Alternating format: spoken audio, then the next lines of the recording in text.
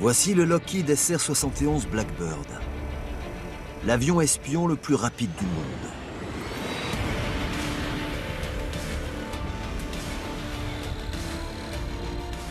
Plus véloce qu'une balle de revolver, sa vitesse était égale à 3 fois celle du son. On dirait un vaisseau spatial croisé avec un avion. Quand il vole, c'est une véritable œuvre d'art. Aujourd'hui encore, 50 ans après sa création, l'homme n'a jamais atteint une telle vitesse et une telle altitude à bord d'un avion sans propulsion à réaction. Le SR-71 Blackbird est l'aéronef symbole de vitesse supersonique. Ce pari risqué de plusieurs millions de dollars a conduit les avionneurs des années 60 à se surpasser. Il était incroyablement innovant.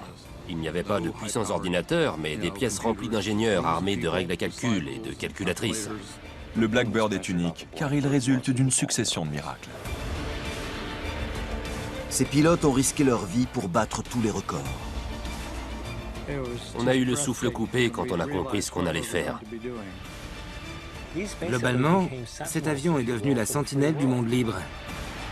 On lui doit énormément. Et surtout le maintien de la paix à l'époque où une guerre nucléaire mondiale menaçait d'éclater.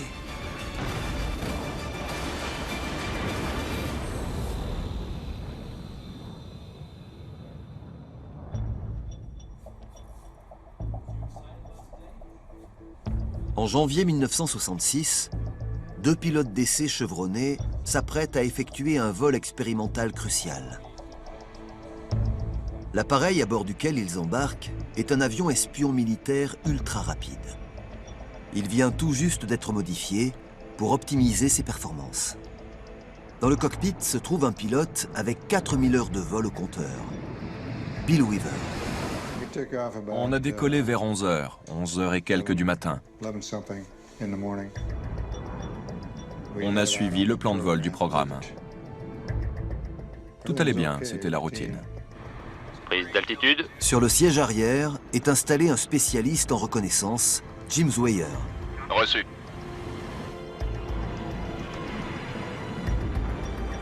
À Mach 3,2, Weaver entame un virage quand tout à coup, un moteur cale.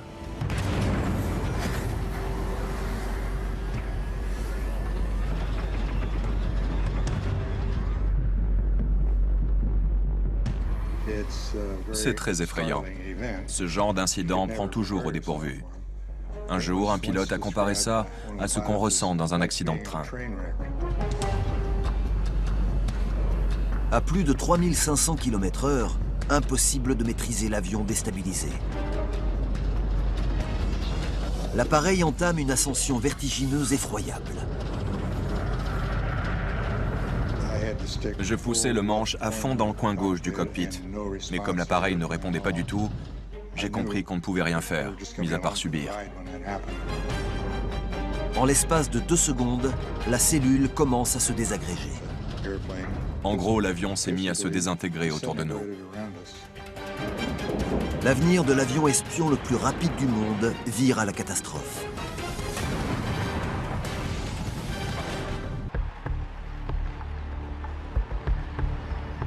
L'histoire du Lockheed SR-71 Blackbird commence 9 ans plus tôt, à l'apogée de la guerre froide.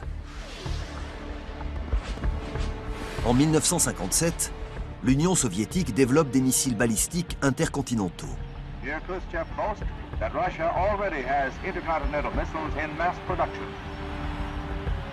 Des frappes nucléaires menacent les États-Unis.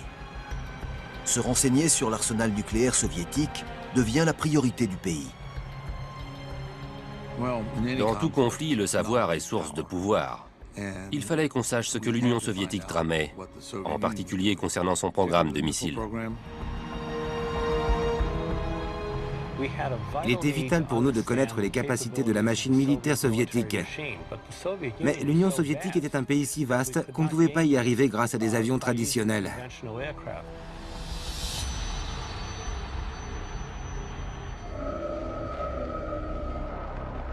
L'Amérique a besoin d'avions espions spécialisés, capables d'effectuer des missions de reconnaissance au cœur du territoire soviétique.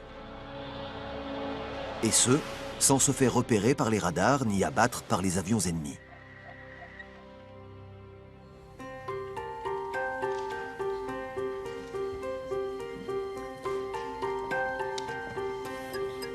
Fin 1957, la CIA charge Lockheed, une entreprise de défense, de concevoir un nouvel indique volant, indétectable. Le projet Archangel, Archange en français, est chapeauté par un génie de l'aviation, Kelly Johnson.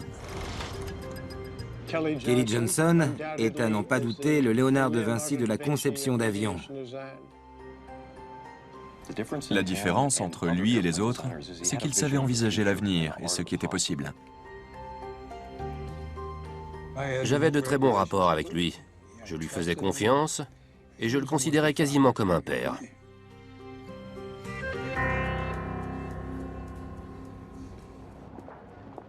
Employé depuis 1933 chez Lockheed, Johnson a formé une petite équipe marginale de concepteurs installée aux portes de Los Angeles et surnommée le Skunk Works.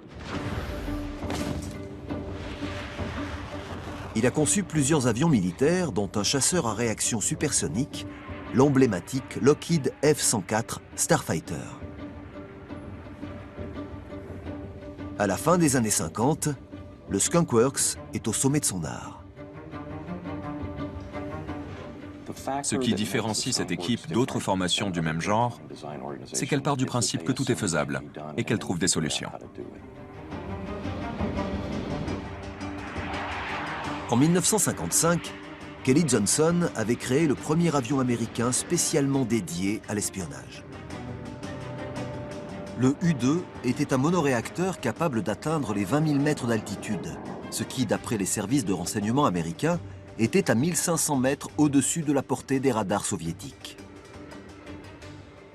L'idée, c'était que le U-2 devait voler à une altitude si élevée qu'il échapperait totalement aux radars russes très perfectionnés.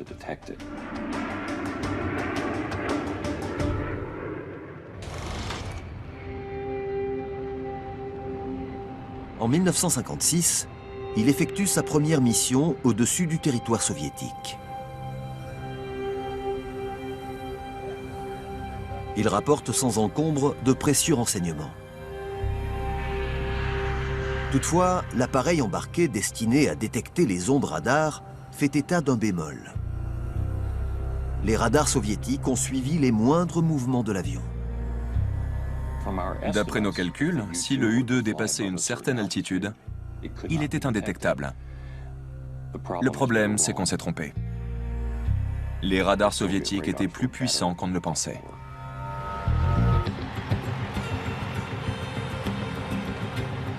Seule source de réconfort, les soviétiques ne disposent pas de l'arsenal capable d'abattre le U-2 à cette altitude. Du moins pas encore. Le Skunk Works sait que les missiles russes ne tarderont pas à être perfectionnés et que les conséquences seront catastrophiques. Il faut construire le nouvel indique volant indétectable de toute urgence.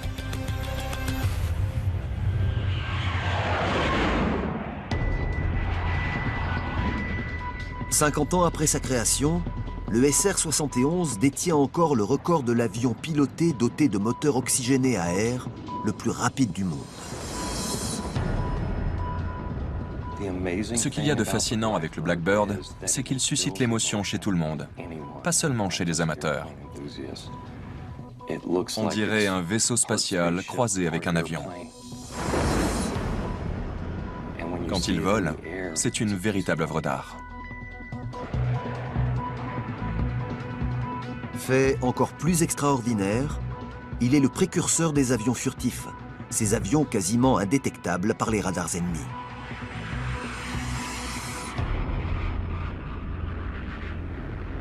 Il a fallu relever de nombreux défis pour atteindre cette perfection technologique.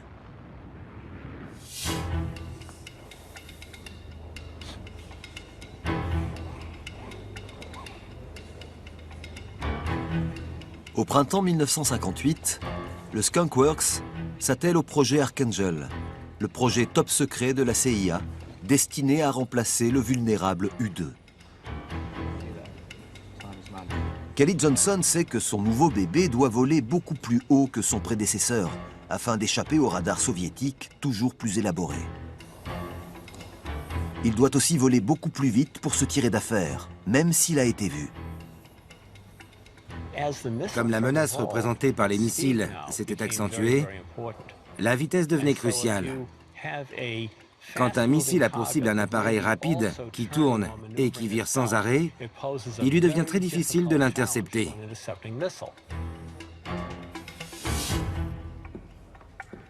La CIA en demande plus. Ce nouveau superavion espion a été commandé par le président Eisenhower en personne. Il veut qu'il soit invisible au radar.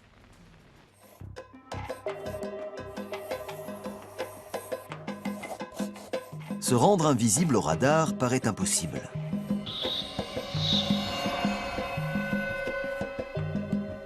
Quand des ondes radio émises par un transmetteur radar rencontrent le fuselage circulaire d'un avion, elles se réfléchissent dans plusieurs directions et présentent ainsi une signature radar caractéristique.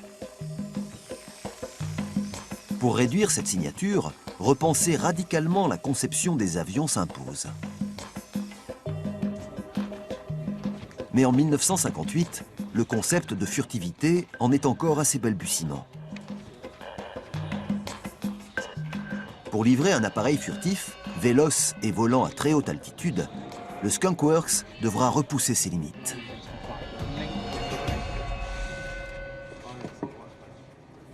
L'équipe a réfléchi à la manière de satisfaire les trois conditions suivantes. Altitude de plus de 80 000 pieds, vitesse de plus de 3200 km/h et réduction de la surface équivalente radar.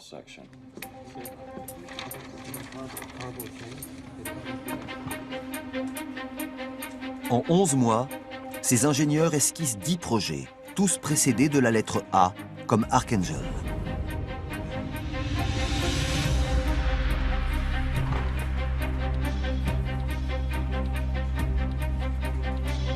Certains visent une minimisation de la signature radar. D'autres, l'augmentation de la vitesse ou de l'altitude. Aucune proposition ne remplit les trois conditions. Le favori est l'A-10. Il est capable de voler beaucoup plus haut que le U-2 et d'atteindre plus de 3 fois la vitesse du son, Mach 3,2.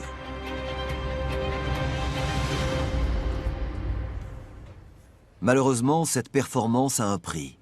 Sa forme le rend extrêmement visible par les radars. En mars 1959, une réunion avec le responsable des opérations secrètes de la CIA devient particulièrement tendue. Kelly Johnson soutient que l'A-10 est la meilleure proposition malgré sa visibilité radar. Il croisera si haut et si rapidement que même s'il est vu, les soviétiques n'auront pas le temps de réagir.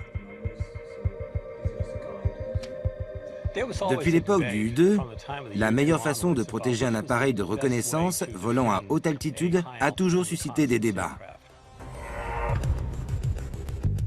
La CIA sait que le président ne laissera pas la vitesse primer sur la furtivité. L'avenir du projet Archangel semble compromis.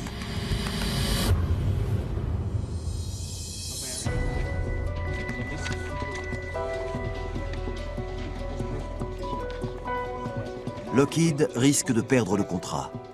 Le Skunk Works s'attaque avec acharnement au problème de visibilité une dernière fois. Notre but consistait à trouver une solution. On a travaillé sans relâche et dépensé sans compter pour créer un avion furtif. Le défi consiste à modifier la forme de l'avion sans nuire à ses performances. Au bout de 2 mois, un ingénieur a une idée de génie. Il prend le modèle retenu, auquel il ajoute des éléments d'autres propositions du projet Archangel qui, elles, réduisent la signature radar. Il obtient ainsi un aéronef au profil révolutionnaire. Ce nouvel avion possède un ventre plus plat et des lignes plus pures. Quand les ondes radio heurtent cet appareil, elles ne rebondissent pas vers les récepteurs radars ennemis, mais dévient sans risque le long du fuselage aplati.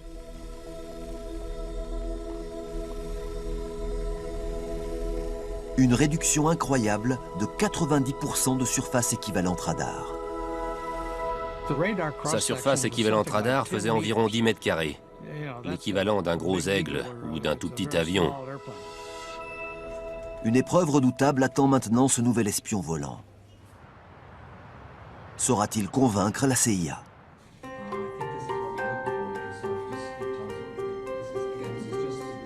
Kelly Johnson explique aux agents gouvernementaux que l'appareil volera 8 km plus haut que le U-2, à plus de Mach 3. Et ce, tout en ayant la signature radar d'un gros oiseau. Le 11 février 1960, la CIA signe un contrat de 96 millions de dollars avec Lockheed pour la construction de 12 avions de reconnaissance, appelés à présent A-12. Le temps presse. En effet, 3 mois à peine après le lancement des opérations, c'est la catastrophe.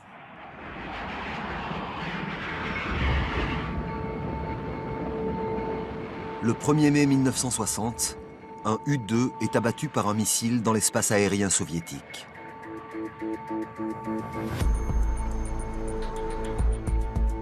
Le pilote Francis Gary Powers survit. Il est jugé à Moscou, où on l'exhibe devant les médias avec son avion espion, autrefois top secret.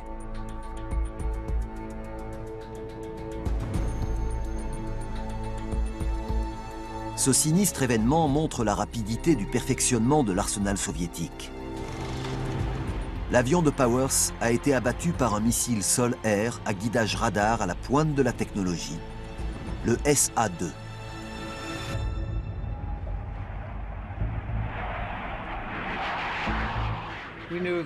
À partir de ce moment-là, on a su que le U-2 pourrait difficilement continuer à survoler des pays un peu partout, de façon aléatoire. Au sens où les autres pays nous rattrapaient, techniquement parlant. Les États-Unis ont plus que jamais besoin d'un avion espion impossible à abattre. La pression pèse sur les épaules des ingénieurs du Skunk Works. La fabrication de l'avion futuriste qu'ils ont promis à la CIA est un défi d'envergure.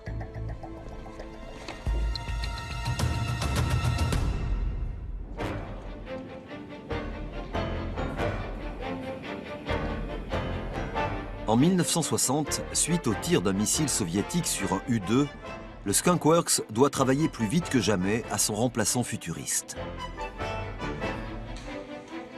Le nouvel avion est censé croiser à Mach 3, du jamais vu. Mais quand on vole à 3 fois la vitesse du son, des problèmes fondamentaux se posent. Tout d'abord, une cellule conventionnelle en aluminium est inenvisageable. En effet, à plus de 3000 km/h, rien que la friction générée par la circulation de l'air chauffera la cellule de l'avion à plus de 300 degrés. Or, l'équipe d'ingénieurs sait que l'aluminium perd en solidité à 150 degrés, une température qu'un avion Mach 3 atteint sans forcer.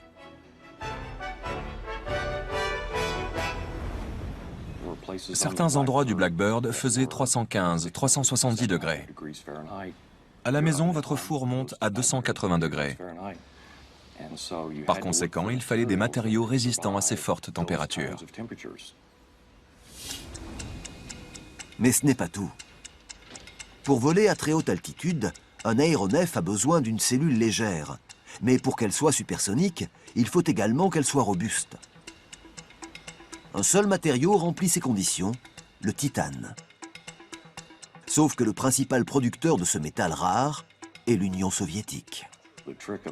Le fait d'acquérir du titane en quantité nécessaire, sans pour autant dévoiler que vous construisiez un appareil comme le Blackbird, relevait du défi en matière de sécurité. Le métal est acheté par l'intermédiaire de sociétés écrans, afin que les soviétiques ignorent que leur client est en fait la CIA. Le problème, c'est que personne ne sait travailler le titane. Comment l'usiner, le façonner et l'assembler? Il a fallu trouver des solutions à la volée. Le titane est si dur qu'il endommage le matériel d'usinage normal. Le Skunk Works se voit dans l'obligation d'inventer de nouveaux procédés de fabrication.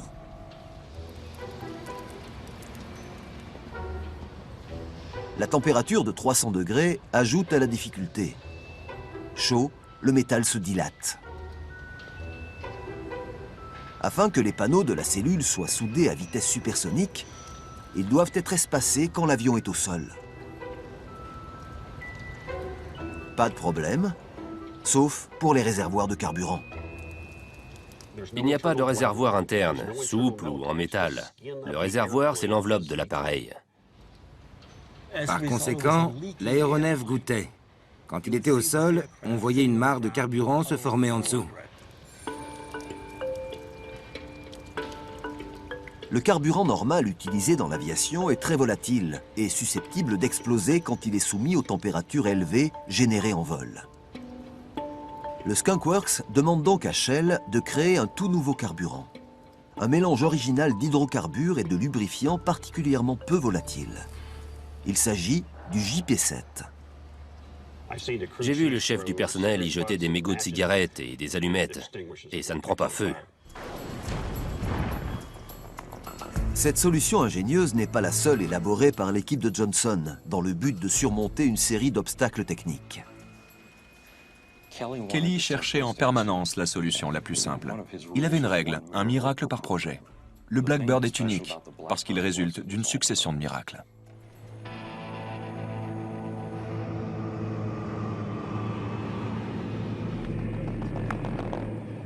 Au printemps 1962, les habitants de l'Arizona commencent à voir d'étranges appareils zébrer le ciel, près de la zone 51, le fameux site militaire top secret.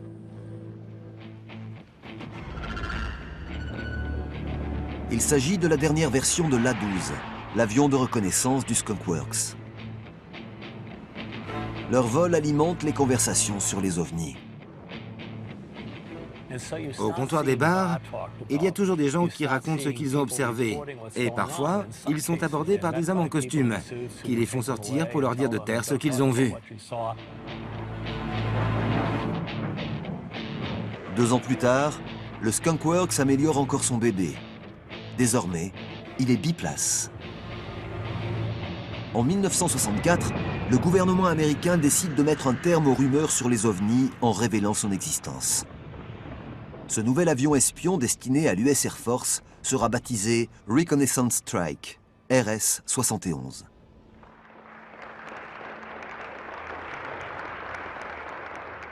Mais le discours du président Johnson réserve une surprise. I would like to announce the successful development of a major new strategic manned aircraft system. This system employs the new SR-71 aircraft. Quand le président Johnson en a parlé, il s'est trompé dans la dénomination. Au lieu de dire RS-71, il a dit SR-71. Et comme ça sonnait bien, c'est resté. L'Air Force décide qu'il est plus simple de renommer l'appareil plutôt que de corriger l'erreur du président. Évidemment, comme personne ne souhaitait contredire le président, SR-71 a été gardé. Désormais, le monde entier sait que dans le domaine de l'espionnage, l'Amérique revient dans la course grâce à son SR-71. L'heure est venue de le mettre à l'épreuve.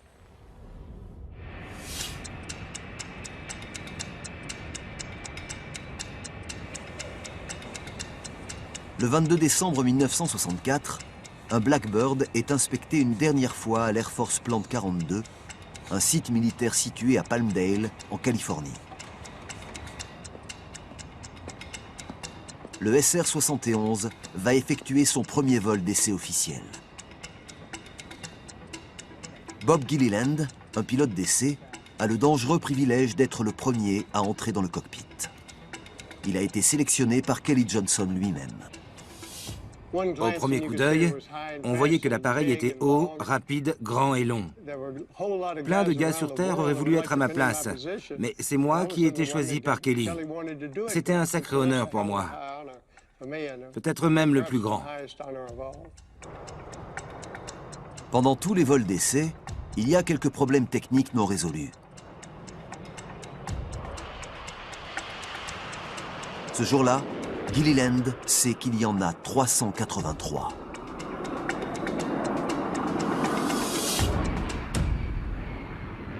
Au départ, Johnson et lui sont d'accord pour ménager l'avion.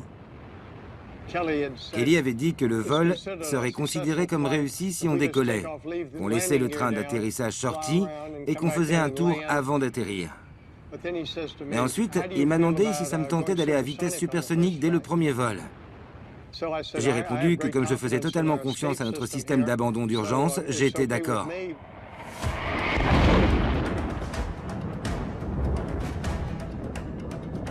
Ce vol d'essai franchit le mur du son. Il vole à 1600 km/h. Il croise à 15 000 mètres d'altitude, 3 km plus haut qu'un avion de ligne. Mais qui dit performance extrême, dit concentration extrême.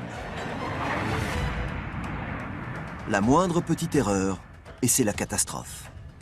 Les pilotes disaient que le Blackbird était un avion 3 secondes. Toutes les 3 secondes, il fallait regarder les instruments de bord pour s'assurer que tout allait bien. J'allais atterrir quand Kelly m'a demandé où en était ma jauge de carburant. Comme elle était remplie, il m'a proposé de faire un survol et c'est ce que j'ai fait.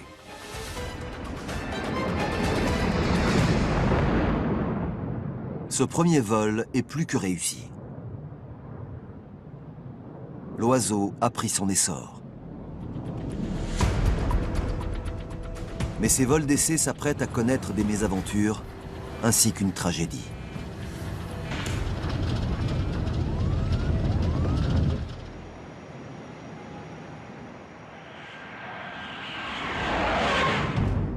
En janvier 1966, un vol d'essai capital pour le SR-71 Blackbird rencontre des difficultés.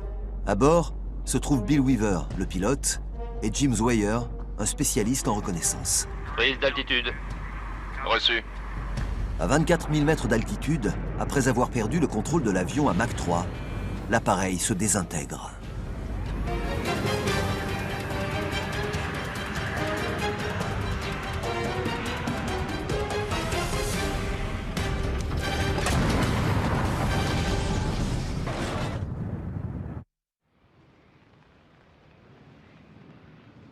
Sur la base aérienne Edwards, le Blackbird des deux hommes disparaît des écrans radars.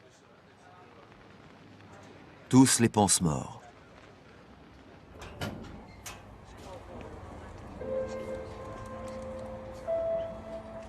Bob Gilliland, leur collègue pilote d'essai, est sur la base quand il apprend la nouvelle. J'ai appris que Bill Weaver pilotait. Son casier était près du mien. Il y avait 2 cigares dedans.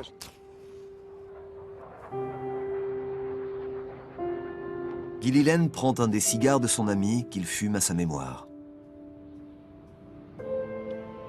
Je me suis dit qu'il était peut-être mort.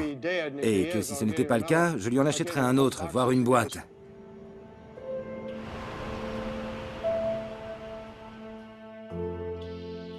Bill n'est pas mort. Il est tombé en chute libre depuis la limite de l'espace.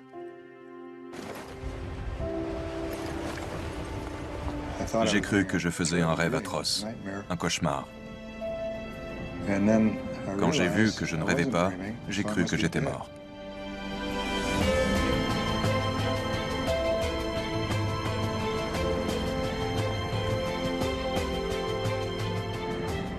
Ensuite, j'ai compris que ce n'était pas le cas et que je n'étais plus dans l'avion. Je me sentais tomber. J'entendais le bruit de l'air à mesure que je tombais. Il ignore si son parachute est encore attaché. Jusqu'au moment où il s'ouvre soudainement. Il se met alors à penser à son collègue, Jim Zweyer. Son parachute avait l'air d'être à 400 mètres de moi environ. J'étais très soulagé, parce que je pensais qu'on allait y rester tous les deux. Le fait qu'on ait survécu tous les deux m'a énormément soulagé. Weaver atterrit au Nouveau-Mexique, à 1200 km de sa base. Là, il apprend la triste nouvelle. Son ami Jim n'a pas survécu. La nuque brisée, Il est mort dès que l'avion s'est désintégré. Quand j'ai appris sa mort, j'étais effondré. C'était un type formidable, une perle. L'enquête menée ensuite révèle que l'optimisation des performances de l'avion a diminué sa stabilité et que la perte de contrôle qui s'en est suivie a soumis la cellule à une pression insoutenable. À la base aérienne, le chef des enquêtes sur les accidents reçoit un appel. J'ai entendu, oui, j'accepte un PCV de la part de M. Bill Weaver. Quand j'ai entendu ça, j'ai su que Bill était vivant. J'étais très content. Je lui ai dit que je lui trouverais les meilleurs cigares de Castro. J'étais prêt à faire n'importe quoi pour lui. Oui, il m'a dit qu'il m'achèterait des cigares coûteux. Mais depuis 1966, je n'en ai toujours pas vu la couleur.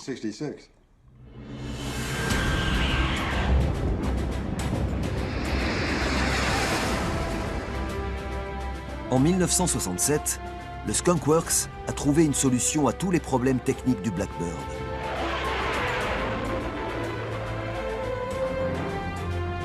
La flotte postée à la base aérienne de Beale, en Californie, est totalement opérationnelle.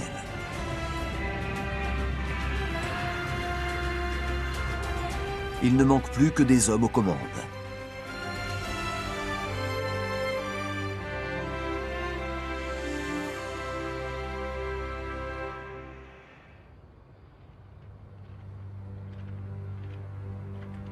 Bientôt, un nouveau groupe de pilotes d'élite rejoint la 9e escadre de reconnaissance. Ce sont les meilleurs. Aucun de nous n'avait vu l'avion.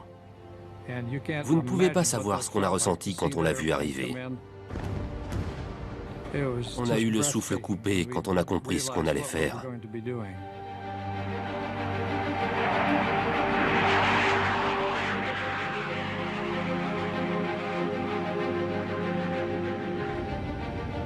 Le Blackbird ne bat pas des records, il les explose.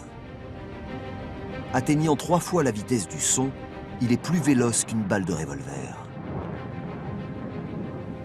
Ça fait plaisir de savoir qu'à chaque fois qu'on vole, on va plus haut et plus vite que n'importe quelle autre personne au monde. Ces moteurs sont les plus puissants de l'époque, avec leurs 160 000 chevaux. Par ailleurs, ils absorbent 3000 mètres cubes d'air par seconde, l'équivalent de 2 millions de personnes inhalant en même temps.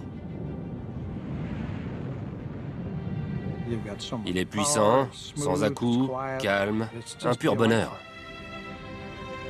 Il croise à une altitude phénoménale de 25 km grâce à un système de navigation qui se sert des étoiles pour calculer sa position. On a l'impression d'être dans le plus grand planétarium du monde. On voit la courbe de la Terre et à 560 km alentour. C'est incroyable ce qu'on voit à 80 000 pieds ou plus. C'est fantastique. Paradoxalement, le Blackbird ne sera jamais en service actif au-dessus de l'Union soviétique, ce pourquoi il a été conçu. Mais dans l'année, il est appelé au front.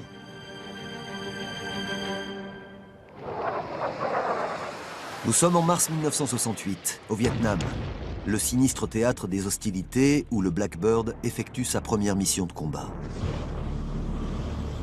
Son objectif ? Trouver un site ennemi Viet Cong tapi au cœur de la jungle, un lieu de ravitaillement utilisé pour assiéger les Marines à Khe Sanh. Le Blackbird remplit sa mission. Son radar de figuration du relief haute résolution localise le site secret. Les bombardiers B-52 passent à l'attaque et mettent fin au siège.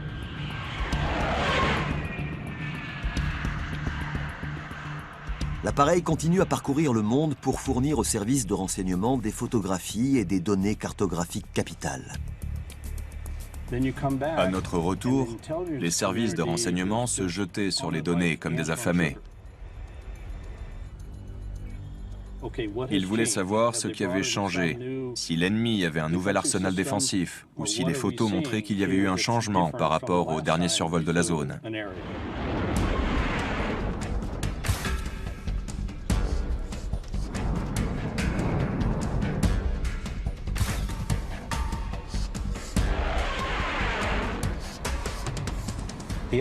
Par la suite, le SR-71 est devenu le premier système de reconnaissance permettant de surveiller les crises internationales. Il a servi pendant la guerre du Kippour en 1973.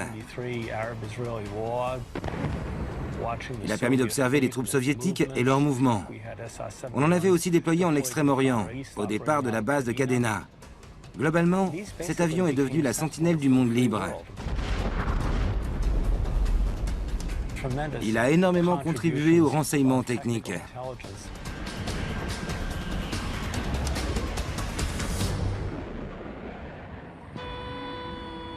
Mais le Blackbird n'est plus invisible.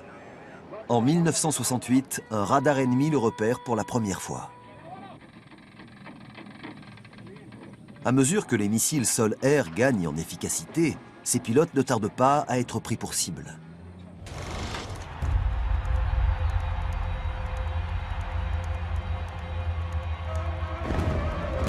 Le 26 août 1981, en Corée du Nord, le régime communiste de Kim Il-sung procède à une démonstration de force militaire.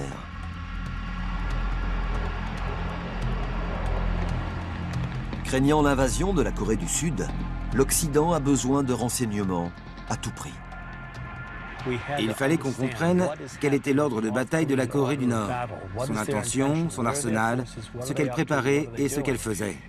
Un seul appareil était capable de nous fournir ces informations, le SR-71. 17 ans après son premier vol, le Blackbird demeure le meilleur avion de reconnaissance du monde. Il est envoyé en mission secrète afin de localiser les missiles anti-aériens nord-coréens. Mise en palier. Pas de problème. Maury Rosenberg est chargé de survoler la DMZ, une zone démilitarisée située entre les deux Corées, mais qu'on sait à la portée des missiles ennemis. La plupart des missions survolaient la DMZ, où on effectuait 3 ou 4 passages, d'est en ouest et d'ouest en est, etc. RS, tout va très bien.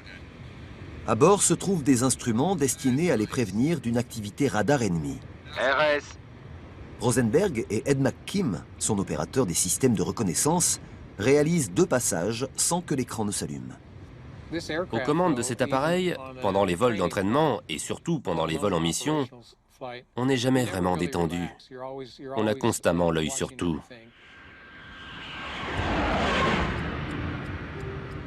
Bon, McKim, on fait demi-tour pour effectuer un autre passage. Continue à me tenir au courant. D'accord, tout va bien. Mais pendant leur dernier passage, l'écran de McKim détecte un signal radar ennemi. Attends, j'ai un signal. Je t'écoute. Vérification en cours. Le personnel à bord du SR-71 appelle ça « se faire peindre ». C'était notre dernier survol. À cette époque, Ed avait de la bouteille, si bien qu'au moment où il a vu le signal, il m'a dit d'une voix calme, « Tiens, il nous regarde, il nous peigne. » Bon, on s'est fait peindre. C'est pas grave, ça arrive tout le temps. Ils se sont fait repérer.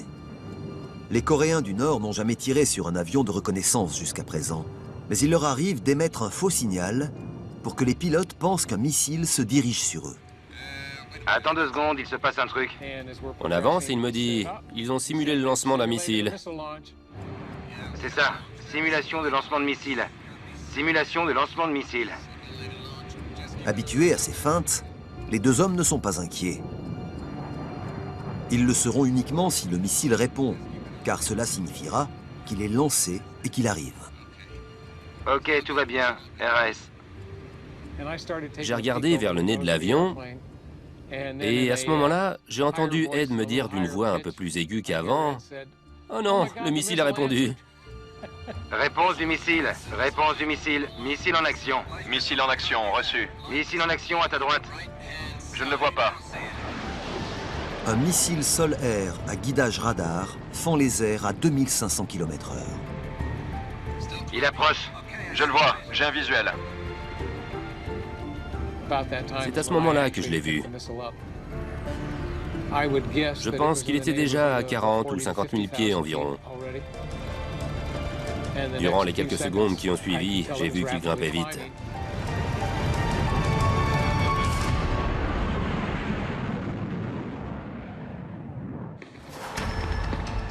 En août 1981, à une époque où les hostilités font rage de nouveau, la Corée du Nord a lancé un missile à guidage radar d'origine soviétique à l'encontre d'un Blackbird.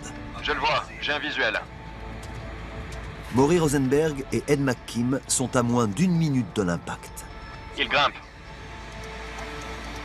Pour détruire le missile ou que le missile nous détruise, tout se jouait en l'espace de moins de 50 secondes.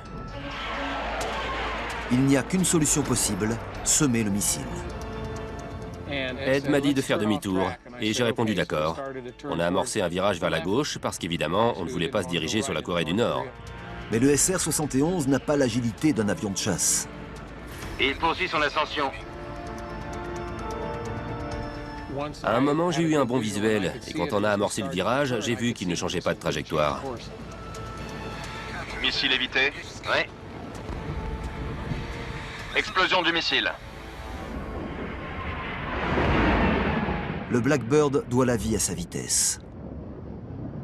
L'ennemi n'a pas le temps de recalculer les coordonnées de sa cible pour rediriger son missile.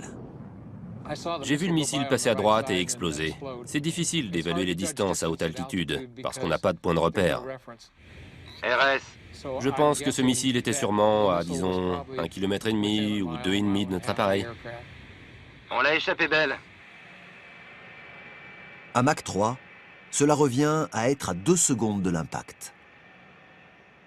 Une fois au sol, j'ai été vraiment soulagé qu'il ne se soit rien passé.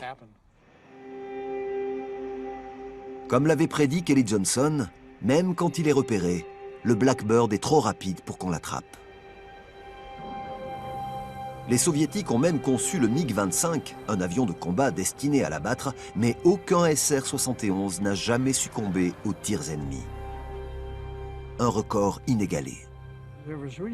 On ne connaissait vraiment aucune arme capable d'atteindre le Blackbird. 9 ans plus tard, alors que le Blackbird demeure l'avion de reconnaissance le plus rapide du monde, une nouvelle technologie vient le remplacer. Les satellites sont considérés comme l'avenir du renseignement.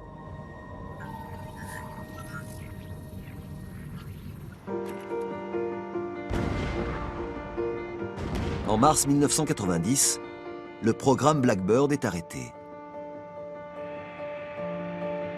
Lors de son tout dernier vol, il établit un record de vitesse, encore inégalé de nos jours. Il vole de Los Angeles à Washington DC en seulement 1 heure, 4 minutes et 20 secondes. L'arrêt du programme suscite l'émotion de tous et l'incompréhension de certains. Beaucoup d'entre nous, moi y compris, pensaient que le retrait du Blackbird était prématuré. Quelques mois seulement après l'arrêt du programme, Saddam Hussein a envahi le Koweït. L'appareil qu'il fallait à notre disposition pour savoir immédiatement ce qui se passait, c'était le Blackbird. Aujourd'hui, les avions furtifs tels que le Blackbird perdurent. Le Northrop B-2 Spirit et le Lockheed Martin F-117 Nighthawk, un avion d'attaque au sol, utilisent le même type de peinture noire qui dévie les ondes radar que celle utilisée pour la première fois sur le SR-71. 50 ans après sa création, le SR-71 demeure l'un des aéronefs les plus emblématiques du monde. Il a même fait des apparitions dans des films hollywoodiens comme Transformers ou X-Men. À ce jour, il est l'avion piloté sans réacteur, volant le plus vite et le plus haut. Le Blackbird était révolutionnaire parce qu'il était le premier aéronef conçu pour résister à des vols prolongés à 3200 km/h. C'est le premier avion furtif jamais fabriqué au monde. Le Blackbird dans son ensemble était spécial, à cause des performances que lui avaient octroyées les ingénieurs.